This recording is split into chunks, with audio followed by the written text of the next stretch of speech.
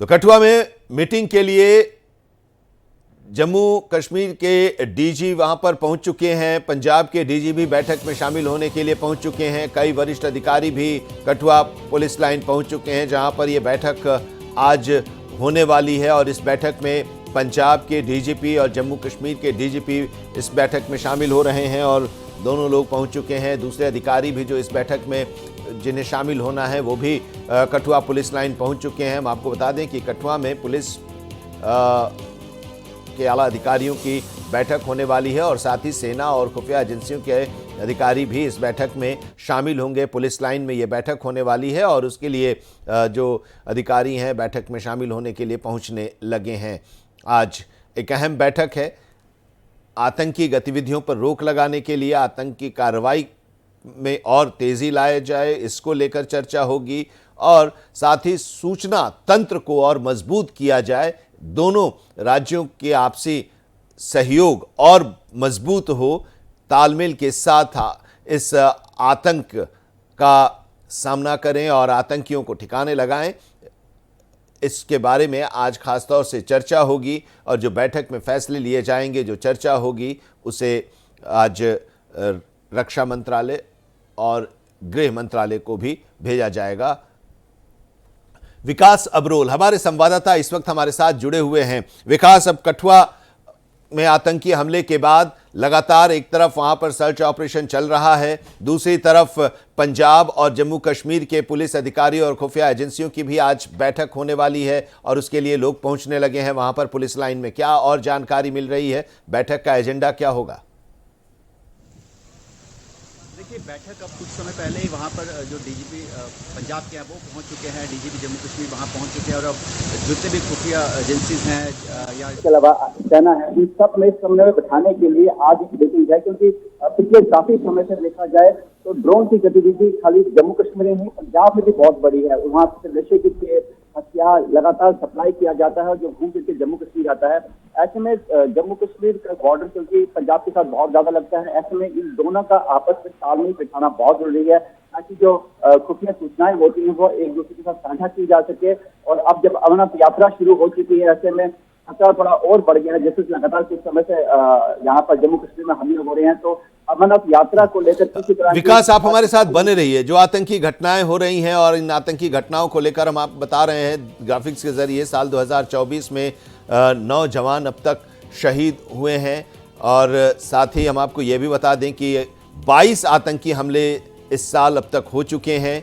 नागरिकों की मौत जो हुई है, 17 नागरिकों की मौत अब तक हुई है, लेकिन 18 आतंकियों को हमारे सुरक्षा बलों ने मार गिराया है। 9 जवान शहीद हुए हैं। ये 2024 इस साल के हम आपको बता रहे हैं। 22 आतंकी हमले हुए हैं और इस 22 आतंकी हमले में 17 नागरिकों की मौत हुई है। इस साल का ये आंकड़ा हम आपको बता रहे हैं। 4 मई को पुंछ में एयरफोर्स के काफिले पर हमला हुआ था। 9 जून को जम्मू में वैष्णो देवी जा रही बस पर फायरिंग हुई थी, 9 श्रद्धालुओं हताहत हुए थे। डोडा में 11 जून को हुआ था। 11 जून को कठुआ में सेना के काफिले पर हमला हुआ था, एक आतंकी ढेर हुआ था उसमें। 12 जून को कठुआ में सर्च ऑपरेशन में दूसरा आतंकी ढेर हुआ था, जबकि 19 जून को बारामूला में सेना के काफिले पर हमला हुआ था, 2 आतंकी ढेर हुए थे। सुरक्षा बलों पर फायरिंग हुई थी, 2 आतंकी ढेर हुए थे उरी में 22 जून को। 26 जून को डोडा में सेना आतंकियों के बीच फायरिंग में 3 आतंकी ढेर कर दिए गए थे।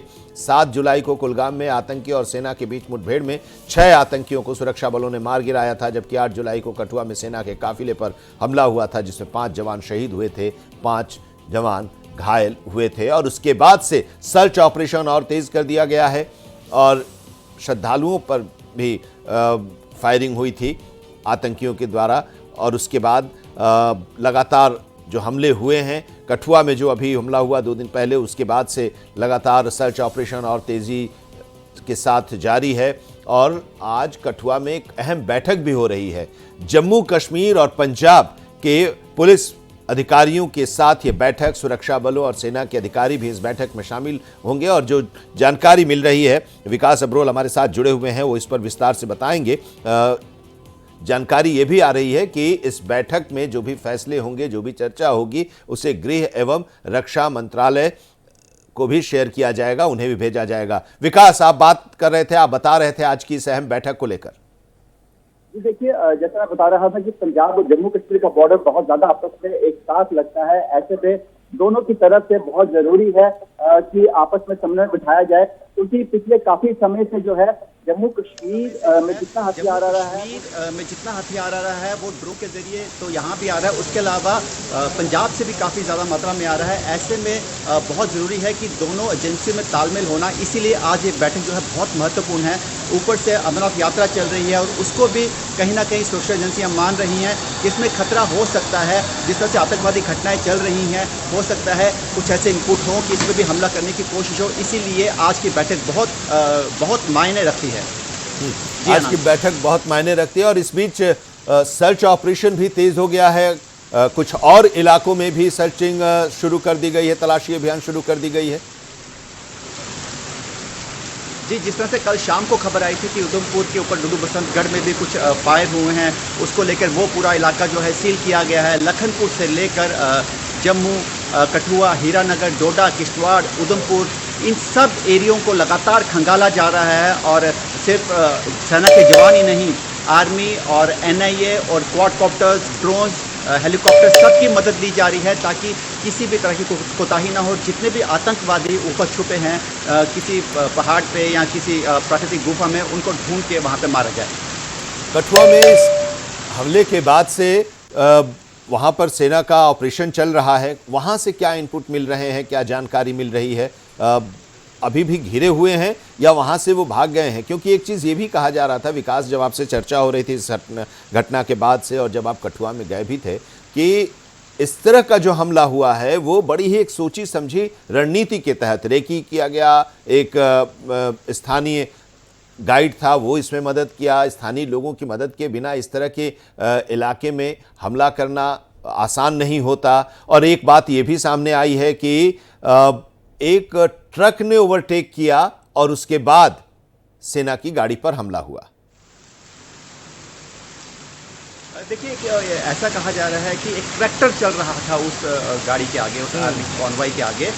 उसके जो ड्राइवर है उसको लिया गया है इस हिरासत में जानकारी हासिल करने के लिए, बट अभी तक ये पुख्ता जानकारी नहीं थी। उसके अलावा जितने भी एरियाज हैं उनको सबको खंगाला जा रहा है, क्योंकि देखिए इन्हीं पहाड़ों में छुपते हैं और इन पहाड़ों में उनके लोकल ओवरग्राउंड वर्कर्स हैं जो उनकी मदद कर रहे हैं। फिलहाल जिस तरह से 50 के आसपास लोगों को पकड़ा, हिरासत में लिया गया, संदिग्ध लोगों को अभी उनसे पूछताछ जारी है। तो जिस तरह से रियासी में एक संदिग्ध को हिरासत में लिया गया था, उसके बाद बहुत जानकारी यहाँ सामने आई थी। ऐसे पुलिस चार्ज की जा रही है कि जो जिन संदिग्धों को पकड़ा है इनसे कुछ जानकारी निकलेगी और जहां जहां वो लोग छुपे हैं, जिस जिस बिल में छुपे हैं, उन्हीं जिलों में उनको मार गिराया जाएगा। चलिए विकास, बहुत बहुत शुक्रिया। आपसे आगे भी हम जानकारी लेते रहेंगे उस बैठक के बारे में भी, और जो सर्च ऑपरेशन चल रहा है और जो 50 लोग हिरासत में लिए गए हैं उनसे जो पूछताछ हो रही है इसके बारे में भी आपसे अपडेट लेते रहेंगे। शुक्रिया इस पूरी जानकारी के लिए।